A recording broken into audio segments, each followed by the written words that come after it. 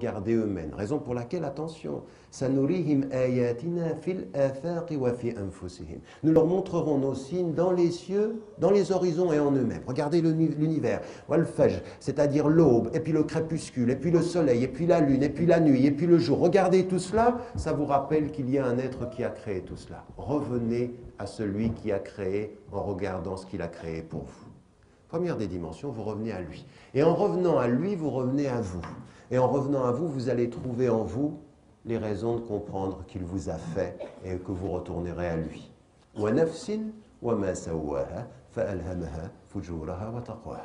Et l'être, par comment il l'a formé. Il vous a parlé du monde, maintenant il va vous parler de vous. Et il commence dans le verset par vous dire, regardez le monde et revenez à vous.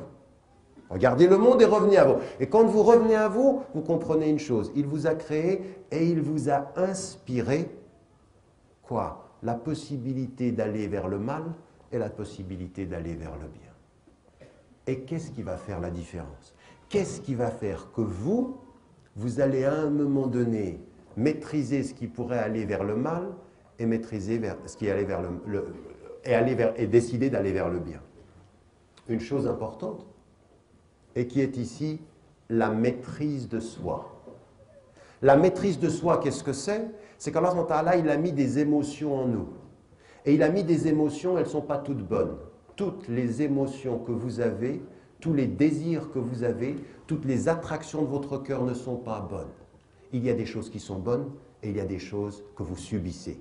Vous êtes dans la prison du nafs si vous ne maîtrisez pas le nafs. Et ça s'appelle comment? C'est le mot du djihad que nous connaissons. Mais pour ceci, pour pouvoir maîtriser ce qui nous fait mal et pour pouvoir nous éduquer dans ce qu'il fait de bien, il nous faut la raison, il faut le savoir, il faut le comprendre. Ce n'est pas uniquement une dimension du cœur. Laisser son cœur parler peut lui laisser dire des choses qui ne sont pas bonnes. C'est même vrai après des années de révélation avec les compagnons du prophète. إن الذين يغضون أصواتهم عند رسول الله أولئك الذين امتحن الله قلوبهم للتقوى. Regardez cette formule, ce petit verset, et il vous dit tout. Quant à ceux qui maîtrisent leur langue en face du prophète, ce sont eux qui ont été mis à l'épreuve par Dieu quant à leur conscience de Dieu, quant à leur piété. Regardez ça. Quant à ceux qui maîtrisent leur langue, qui maîtrisent leur voix. Pourquoi? Parce qu'il y a des gens qui ont été éduqués avec le prophète, jusqu'à Omar, et qui à un moment donné, pris sous l'émotion, pris sous la force de leur émotivité, parlaient fort. Alors, il dit non. Là, tu maîtrises ta voix devant le prophète, c'est l'épreuve de ton cœur. Imtahana qulubahum littaqwa. Et l'imtihan, c'est-à-dire c'est une épreuve. En d'autres termes, la foi, c'est exactement ça. Il ne suffit pas que tu crois pour avoir maîtrisé. Il faut que tu maîtrises au nom de ce que tu crois, ce qui pourrait t'échapper. Il faut que tu maîtrises au nom de ce que tu crois, ce qui pourrait t'échapper de ton nafs. Ça, c'est l'émotion qui t'échappe. Le prophète qui dit aux compagnons, « Imsik alayka lisanak » Tiens ta langue. Pourquoi tiens ta langue? Parce que tu es fait comme ça. À des moments donnés, loin de la foi, proche de l'émotion, la parole t'échappe. Même ta langue t'échappe. Donc, l'émotivité, ce n'est pas la spiritualité. La spiritualité, c'est l'émotivité maîtrisée. C'est même beaucoup plus fort que ça. La spiritualité, c'est la liberté retrouvée. Parce que l'émotivité, c'est ta prison. Tu subis l'émotion, tu éduques le cœur à la spiritualité. Tu te libères par la spiritualité parce que tu te maîtrises et tu te laisses aller, tu subis. Et beaucoup d'entre vous, vous n'avez jamais remarqué? À des moments donnés, sous le coup de la colère, vous regrettez ce que vous avez dit sous le coup de la colère. Pourquoi? Parce que vous l'avez dit, mais ce n'était pas complètement vous. Vous auriez même aimé ne pas l'avoir dit. Et donc ça vient de cette émotion. La spiritualité, c'est donc ça. Regardez, les choses sont simples, elles sont profondes, mais elles sont extrêmement difficiles. Parce qu'avec ceci, nous allons en venir à la raison. Parce que pour pouvoir faire ce que je viens de vous dire, il faut avoir une raison extrêmement travaillée dans la proximité d'Allah. Il faut comprendre ce qui se passe en nous. Il faut comprendre ce qui se passe en nous et il faut connaître chacun d'entre nous les dimensions de notre propre faiblesse. Parce qu'au bout du compte, il faut maîtriser cette émotion. Alors c'est vrai par rapport à nous-mêmes, dans l'émotion qu'on peut avoir par rapport à nous-mêmes. À des moments donnés, notre émotion de tristesse est telle qu'on finit par ne pas s'aimer. À des moments donnés, on peut même penser que parce qu'on ne s'aime pas, Dieu ne nous aime pas. Ça, c'est l'émotion, c'est même le Shaitan qui parle comme ça. Il vous met dans votre propre cœur l'émotivité négative. Je ne suis pas ça, j'y arriverai jamais, je ne suis pas bon. Donc vous perdez la foi dans la capacité de la maîtrise. Et quand vous avez perdu cette foi-là, en ce moment-là, là vous êtes dans les mains de ce qu'il y a de pire, du plus profond des maux, parce que vous n'avez plus les moyens de la maîtrise. En d'autres termes, ici, on comprend donc que la première étape de la spiritualité va être une question de la maîtrise. Et c'est déjà la maîtrise de sa langue. Mais c'est la maîtrise de tout ce qui peut nous... Partout où il y a de l'émotion que l'on peut subir, il faut une spiritualité qui nous enseigne la maîtrise, la langue.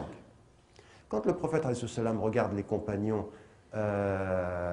et qu'il leur dit que le fort, ça n'est pas celui qui renverse l'ennemi. C'est quoi shadid? Le fort, ce n'est pas celui qui renverse l'ennemi, c'est celui qui maîtrise, regardez, c'est-à-dire il maîtrise son être au moment où la colère pourrait s'emparer de lui. En d'autres termes, la colère, c'est ce qu'il subit, sa force, c'est sa maîtrise.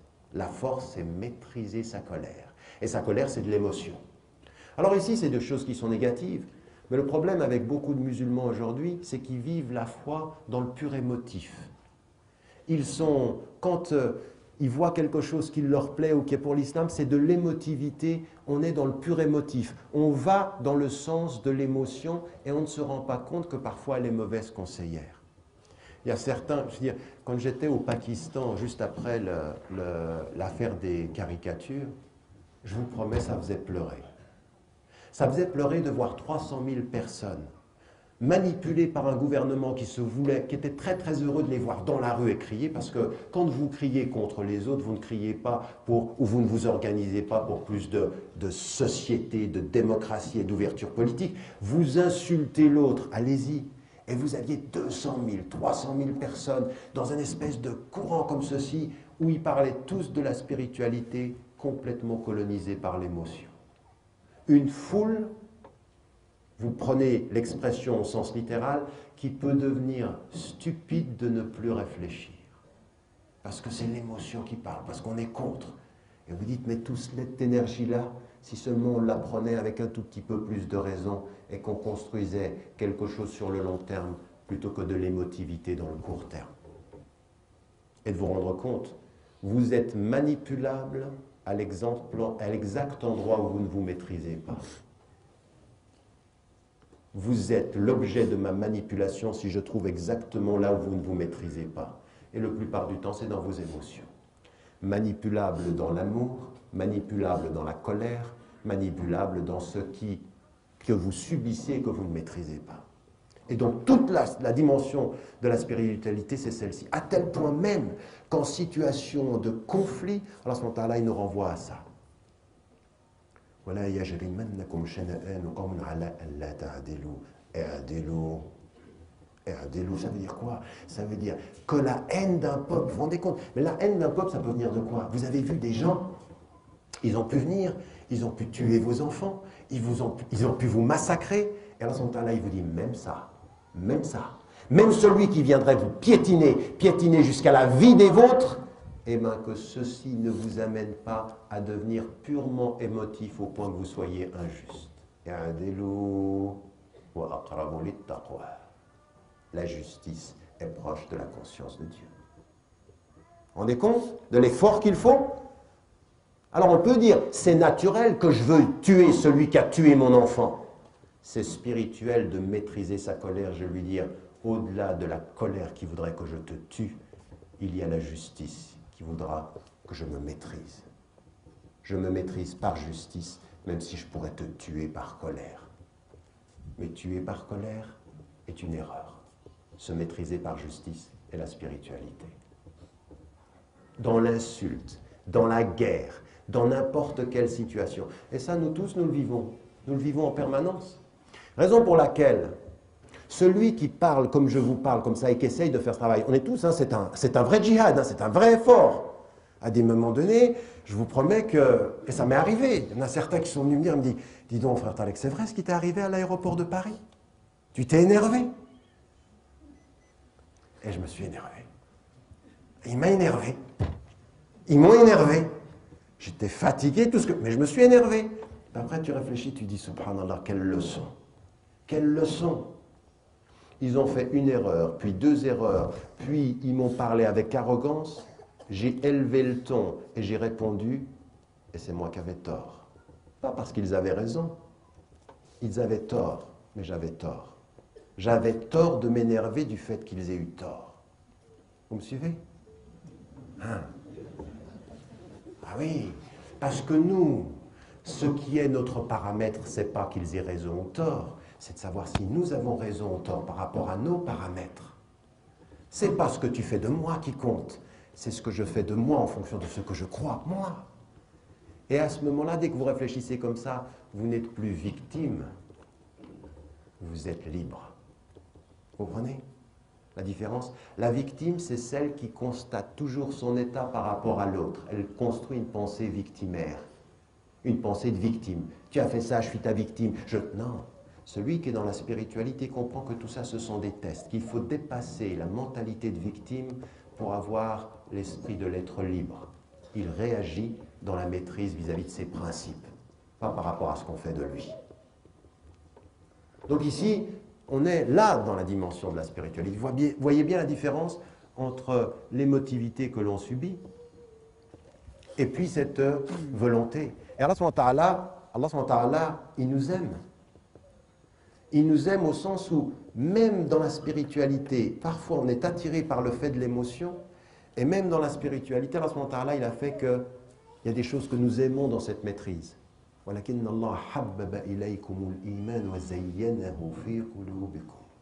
wa ta'ala, il a fait que vous aimiez, aimer au sens d'aimer, ça c'est de l'émotif. Il a fait que vous aimiez ça et il l'a embelli. Parce qu'à des moments donnés, la douceur de la foi, c'est que quand on vit cette expérience-là, on l'aime. Au bout de la maîtrise de soi, il y a un état où on se sent libre. Vous voulez que je vous donne un exemple? C'est difficile ce que je vous dis, ce qu'on doit vivre. Tous les musulmans, nous on est tous. Ça, c'est des choses très quotidiennes que nous vivons tous. Vous sortez dans la rue, on vous insulte, vous arrivez à un kiosque, vous sentez que la personne, elle n'aime pas tellement les pas très blancs, ou les un peu arabes, ou les vrais musulmans. Vous sentez ça, hein, une maîtrise. Et votre dignité renvoie la personne à son indignité. Vous voyez, vous n'êtes pas obligé de dire aux gens, mais vous êtes indigne, mais vous êtes raciste. Non, à des moments donnés, le seul fait d'avoir plus de dignité que leur racisme leur renvoie à leur racisme. Laissez-les penser pour eux-mêmes. À un moment donné, votre dignité, c'est juste un miroir.